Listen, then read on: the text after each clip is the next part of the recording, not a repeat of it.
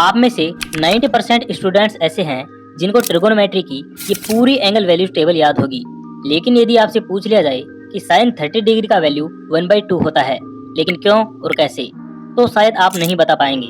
इसलिए हम इस वीडियो में इस टेबल को सिर्फ बनाएंगे ही नहीं, बल्कि इसके पीछे का हर एक कंसेप्ट समझेंगे, जिसके बाद आपको इस टेबल को याद करने की जरूरत नहीं होगी। हम यहाँ ये टोटल 5 एंगल्स की वैल्यू निकालेंगे, क्योंकि इनकी वैल्यू फाइंड करना इजी होता है और मोस्टली यही सबसे ज्यादा यूज होते हैं। तो सबसे पहले बात करते हैं साइन के एंगल्स की।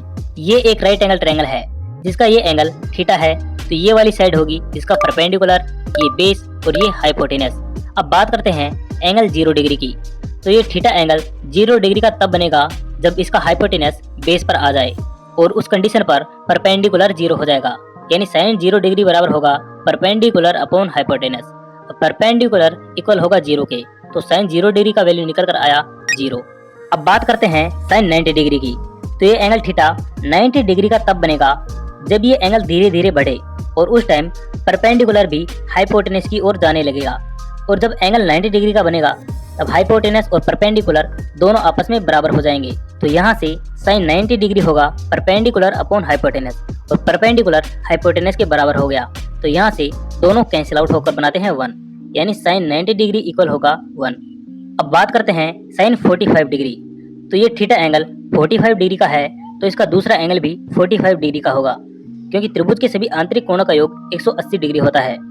इस तरह से ये एक समद्विबाहु त्रिभुज बन जाता है। और अब इस ट्रायंगल में परपेंडिकुलर और बेस बराबर होंगे, जिनको हम मान लेते हैं 1 यूनिट।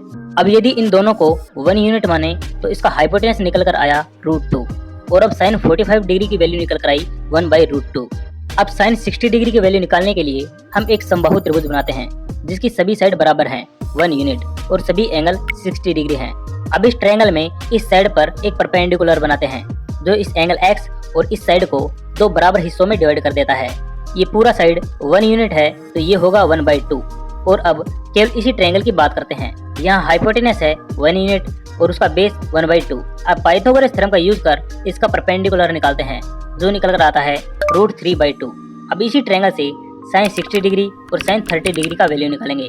साइन 60 डिग्री बराबर होगा परपेंडिकुलर अपॉन हाइपोटेनस, और साइन 60 डिग्री के लिए परपेंडिकुलर होगा √3/2। वैल्यू रखने पर मिलता है साइन 60 डिग्री इक्वल √3/2।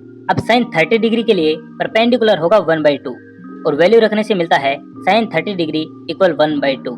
इस तरह से साइन के एंगल्स की वैल्यू निकल कर आती है। अब बात करते हैं कोस के एंगल्स की।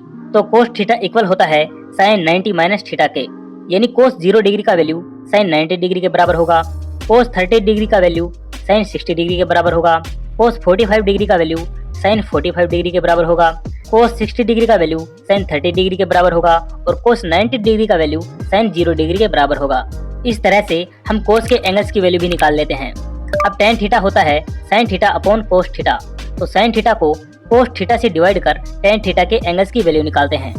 अब कोसेक थीटा साइन का रेसिप्रोकल होता है, सेक थीटा कोस का रेसिप्रोकल होता है, और कोट थीटा टेन थीटा का रेसिप्रोकल होता है।